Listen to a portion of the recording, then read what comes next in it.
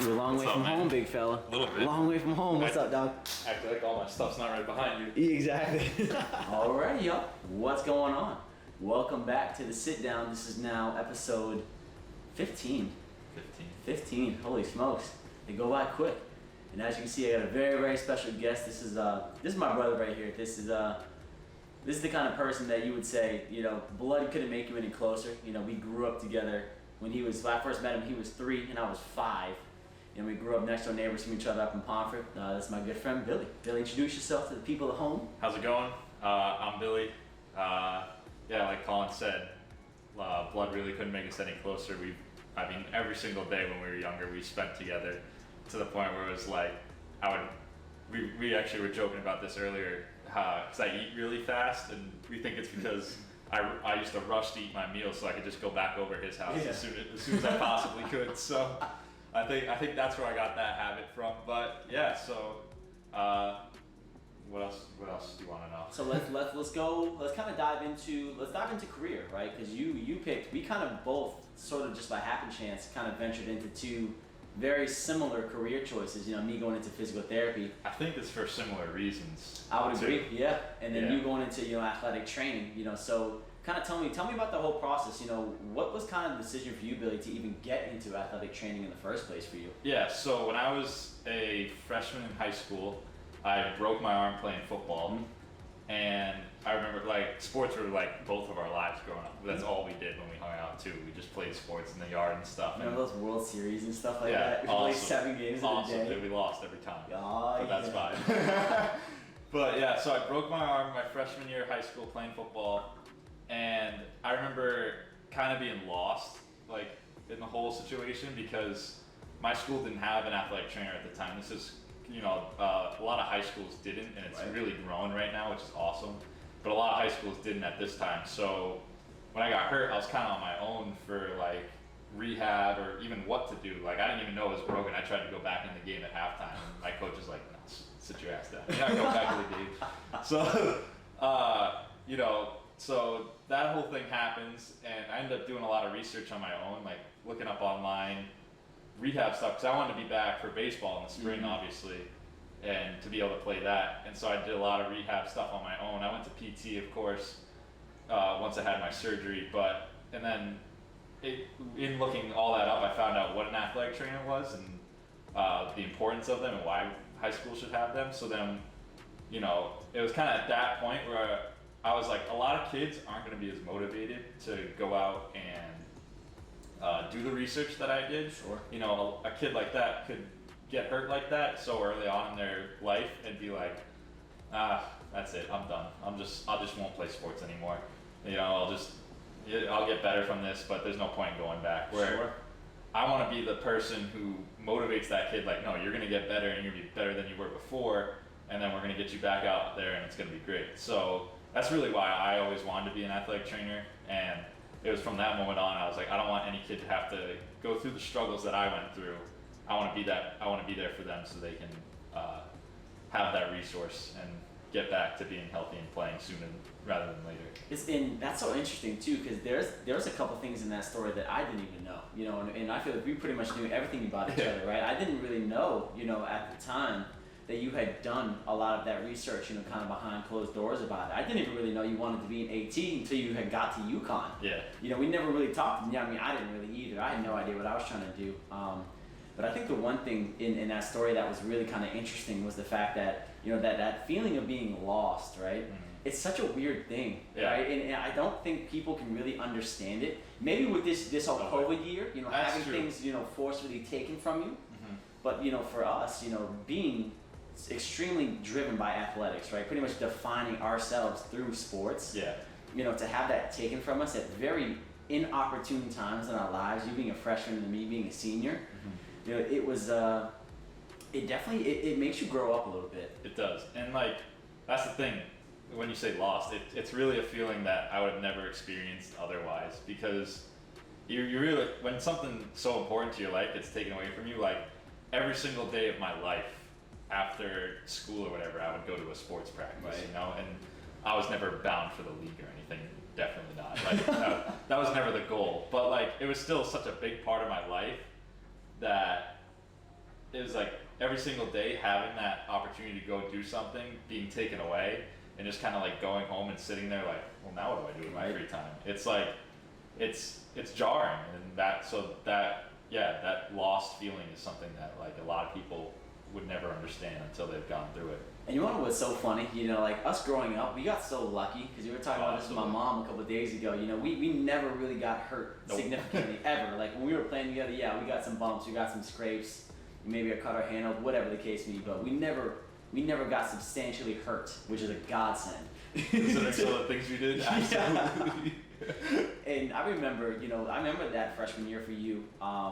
When we would be playing outside sometimes, you would come out in your sling, and I could just see it was killing you. You would shoot with your left hand. You remember that? We were playing basketball, you shoot with your left hand. The funniest thing was when I had my second surgery to take the screws out of my arm, and I came home that day still like all loopy on drugs, and you guys were playing baseball. I was like, I gotta go play baseball. You gotta get out there. Weren't you swinging with just your left arm? I was swinging with just my left arm, and then I remember going to catch a ball and like overextending in Thomas's driveway and just tripping over my own feet. That's right. And literally just had gotten home from surgery like a couple hours before, and I'm out there and I trip and fall.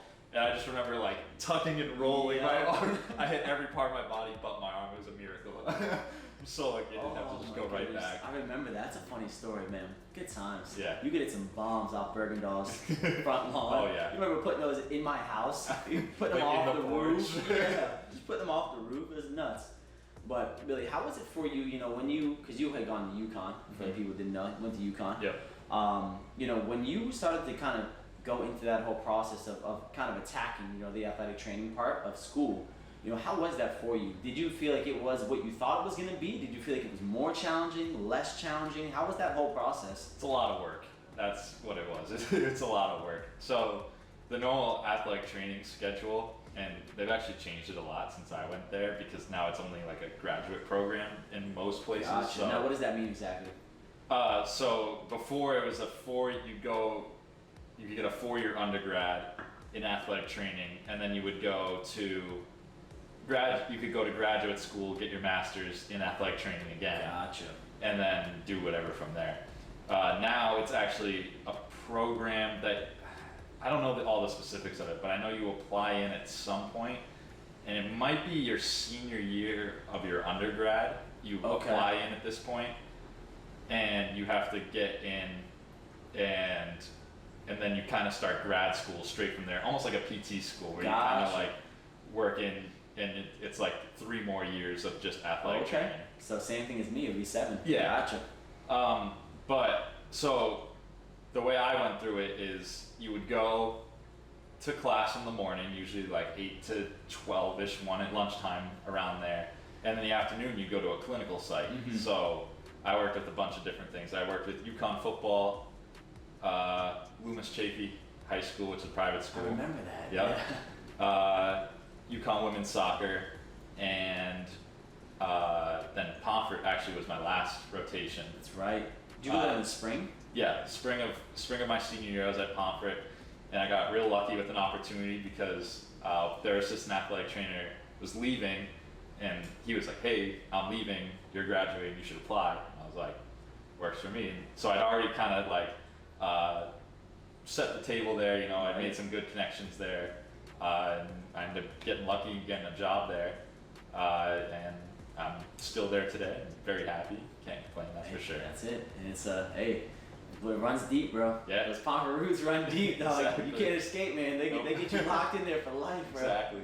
But Billy, kind of go into more depth, when it comes to, working with, a D1, college program, whether it be football or soccer, because you were telling me, I don't want to call them horror stories per se, but you were telling me some stories where you were really grinding, and you're putting a lot of hours in. And I think that's important to talk about, because I think everybody sees all these people, on TV, working with the Patriots or the Detroit Lions, whatever. And they think it's this simple, easy thing. Yeah, you get to show up at game time. Right, you come in a couple of days a week and you're good to go. So kind of shed some light on what it really looks like. The grind for an athletic trainer, they do whole studies on athletic trainer work-life balance because it's not good. It's not very good. So like in season college athletics, you get there, like when I worked with the football team, I'd get there at 6 a.m. in the morning for morning treatments.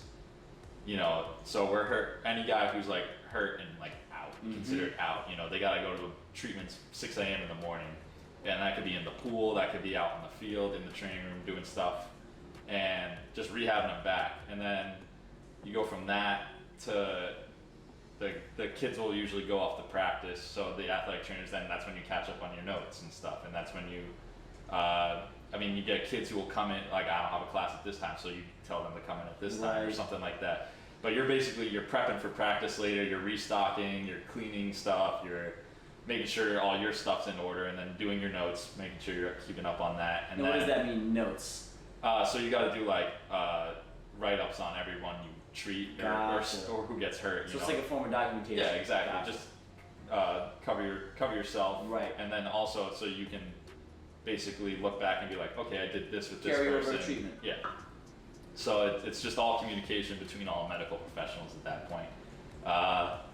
So then you're doing that sort of stuff, and then a little bit after, you know, go eat lunch, come back, immediately into practice. And practice isn't just practice, you know, there's pre-practice where you're, again, stretching, rehabbing, taping everyone. Everyone on the UConn football team got both of their ankles taped every single day. And that was mandatory? Mandatory. That or ankle braces, but most of them got their ankles taped. Their feet are about this big, so you use a whole roll of tape. 2 rolls of tape times 100 kids every single day for a whole season. You do the math, it's a lot of tape. You should have seen the storage room in UConn, the tape just from floor to ceiling all the way back to the walls. I've never seen, and like we'd go through it in like a couple of weeks and then get another shipment and have to load it back up. That is crazy. Unbelievable amount of tape. But so that all happens before practice, and then you got to set up practice because you got to get all your water stations out there, all your medical equipment up there, because practice isn't usually right there. It's up on a hill at UConn. A lot of places it's not right next to the athletic training room. So you got to set up practice, and then after practice you got to quickly tear all that down before the players get down there. And so you got to treat them after practice, you know, bumps and bruises, and then any other major injuries. Deal with that, and then you're doing more treatments before you go to bed at night, and that's that. You're traveling with there's games. So when I was with the football team at UConn, we were lucky to travel. I got to go to 2 games, away games. I got to go to Navy, which was really cool to see. That's dope. And then South Florida, which you got to go to because I got your tickets to that game. Yeah, shout out to you, man. That was dope. So Billy had traveled down because, like he had said, he was able to travel for 2 games. So I don't know if you strategically picked that. I'm pretty sure you did. You strategically picked. I was like, I want to go to Florida. It was middle of winter up in the north, which is no fun for you Floridians down here. Don't mess with the winter up there. So we, so I saw the schedule. I was like, I'm gonna go to a Florida game for sure. So he picked a USF, USF. Yep. So he's able to get 2 tickets, and I'm the only one he really knows down here. So I drove 3.5 hours across the state. Both ways in one day to go to Raymond James, and he ended up being able to get me front row at a professional stadium, so that was crazy. What wasn't so crazy was the fact that I got rained on for the whole first half of the game. No rain jacket. It also wasn't crazy that in the second half I had this dude telling me about how my seats I was sitting in were owned by someone who had season tickets. I was like, well, listen, bud, he ain't here now, so get off my back. I don't want to talk to you. But no.